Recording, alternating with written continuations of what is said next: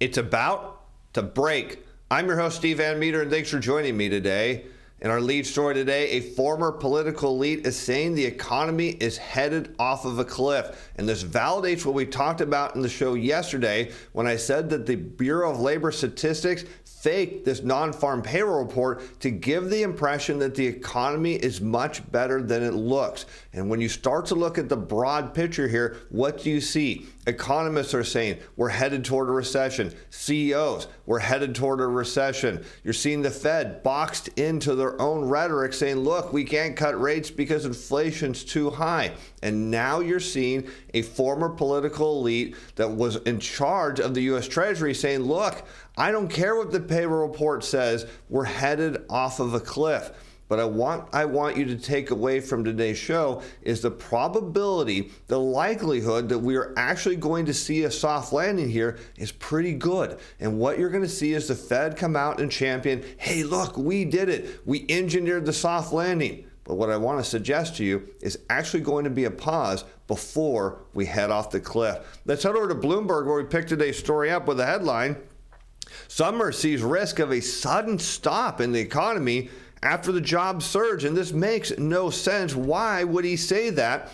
He said, it's a difficult economy to read as I can remember. Now remember, he's a former U.S. Treasury chief, and what he says is a key question after the jump in U.S. payrolls is whether this is all going to be income that is going to be spent, that's going to lift the economy up a bunch, or do companies at some point conclude that we have too many workers and too much inventory, and we're going to see a fairly sudden stop. Now let's address both of these because the first one is there's this notion that there's all this extra income is suddenly going to show up. But in reality, and all of you know this, wages haven't been keeping up with inflation. So what have we seen? The savings rate tank as people dip into their savings to maintain their lifestyle. We know that debts are coming back. We know that interest rates are driving up revolving debt payments. So what we're seeing is people heading back into the workforce, maybe taking a second job because they need the money. So the likelihood that I think that this is going into the real economy and not just into debt service and lifestyle maintenance is completely different. Now let's address the second point he makes is the companies, do they have too much inventory and too many workers? And only time will tell, because that is the big question about the economy right now is demand going to hold up? We don't know. Now we can sort of predict it's not likely to, and that's where I want to get into the notion is we're going to see what looks like a soft landing, and you're going to see everyone come out and cheer that we did it. And then the real cliff comes. And here we can look at kind of what we should expect to see from this non-farm payroll report. And again, why it's bogus and why we should not listen to these headline government reports, because the survey data from the Philly Fed, we compare this to all employees, a total non-farm. And when we see a collapse in new orders, the blue heading down, what should we expect to see is payroll growth slowing. We see it over and over and over with a lag. And now we're seeing payroll growth start to tick higher. So it sort of says, well, wait a minute. What is the truth here? If employers are seeing less new order demand, which is, again, their leading indicator of their business, I want you to think about that, then why would they hire more employees unless they thought that new orders are going to go up considerably? And they'd have to go up a lot, because not only do you have your existing employees, which you're going to say are maxed out on their time, but you're going to need even more. And that's why we see the non-farm payroll report lag a decline in new orders. And what we're seeing now just doesn't make any sense. Further adding to the government data not validating what we see in the economy, taking the same new orders data and we look at job openings. Remember, job openings are now over 11 million. They've ticked higher. But again, you think about the same perspective. As demand in the economy for new orders goes down, what should happen for job openings? They should come down. And guess what we see? Or they should stagnate. And now we're seeing them tick higher. Again, it puts into question, if that data is real, if the JOLT survey is accurate, what are employers seeing that other employers aren't? Why are we seeing major tech companies lay off and other employers hiring, saying, look, there's all this demand? If the demand was real, then wouldn't the tech companies also see it and say, hey, you know what? Maybe our earnings aren't so good right now, but we're going to hold on to these employees because we think there's a big tide coming and turning in our favor. Instead, we're hearing just the opposite. We're cutting employees, we're cutting expenses, we're preparing for a slowdown. I still think there's a risk of a kind of Wile E. Coyote moment, Summer said in reference to the cartoon character that falls off a cliff. He said it's possible the pattern of recent slew of layoffs among big tech companies will be replicated more broadly across the economy. But that's certainly anything but a confident prediction. And all he's saying here, and we'll add some color to this, is when you take some high income, high wage earners and you put them on effectively the unemployment line. Now, granted, they are used to spending a lot of money. They're going to get a severance. But when that runs out, what are they going to do? They're going to cut their spending unless they get another job. And if they can't get another job at the same wage, then their spending is going to cut. And what he's suggesting is that has a domino effect in the economy. Does it for sure? Well, if you think broadly speaking, the tech industry is really only about 3% of all jobs. So them taking a haircut on some of their employees is not as significant as it may sound, but it could be, as Summers is suggesting, just the beginning of how it affects the broader economy. And we can also address the issue of this new orders against average hourly earnings. Of course, he suggests the key question is whether the recent slowdown in wage inflation continues. And remember, he's a Harvard University professor. He says economic models didn't predict the extent of the jump in earnings seen in the latter part of 2022, while the current pace and gains is more in line with what they would have priced in. So let's talk about this wage inflation, and it makes sense. We'll just stick with this new orders data because it tells us a lot of what we need to know. There's a reason it's a leading indicator. As new orders go down, you tend to see average hourly earnings fall. Now, you might say, well, why did it pop up here during the recession? Well, it's simple, because people on the unemployment line, well, their average hourly wages don't count, and you get this kind of move higher for those who are still working. But then again, you go and look at as demand slows, wage growth tends to slow with it. But that's not the entire story here. It's the consumer price index, because what I want you to understand now is that if employers can raise their prices, they can give their employees more income. It's the two go in tandem. So if prices are coming down or the consumer price growth is slowing, which is more accurate in terms of what we're seeing, what should that tell us about wage growth? Well, it should slow. And sure enough, that's what we see.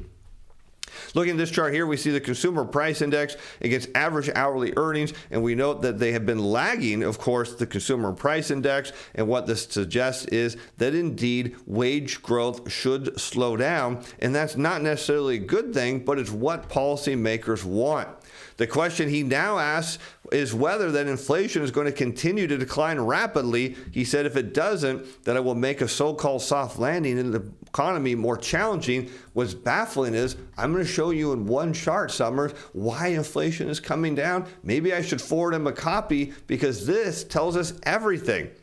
Here we can see again consumer price index in blue shown on a year-over-year rate of change against U.S. regular all formations gas price, also on a year-over-year rate of change. And notice the beautiful relationship between these two, suggesting that consumer prices are coming down. Because if you stop and think about how much energy goes into consumer prices, how much gasoline goes into moving goods and services around our economy, and it all filters in. Gas prices come down, that means inflation is going to slow with it. So the answer, Summers, is yes, indeed, inflation is going to cool off, but so is wage growth, as well as many other things.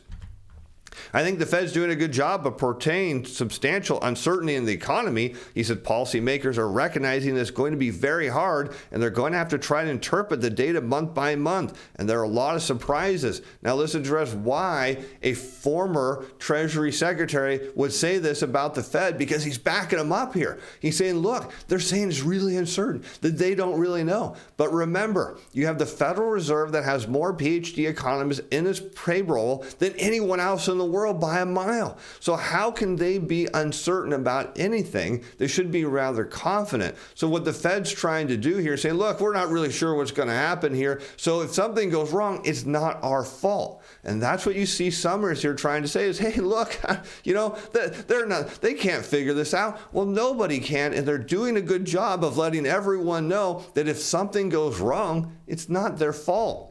He goes on to say the danger is still the reduction in inflation will be transitory. I think the risk is greater than I think the Fed thinks it is. And of course, we've already dispelled that myth. Let's go back to this chart here and look at it one more time. Are we seeing gas prices materially move higher? The answer is no. Now, if we do, then that changes the game here a whole lot and suggests that yes, inflation can rebound. But so far, the data says that's not a likely outcome. So now let's start to look at this bigger picture here. Is should we see the economy slow down? Can we get a renaissance period here where maybe we get this mythical soft landing before things turn lower? The answer is yes, and I want to show you why that is. By the way, for those of you who've been waiting to sign up for CTA Timer Pro, the coupon code 15 seats left. I checked it at the time of recording.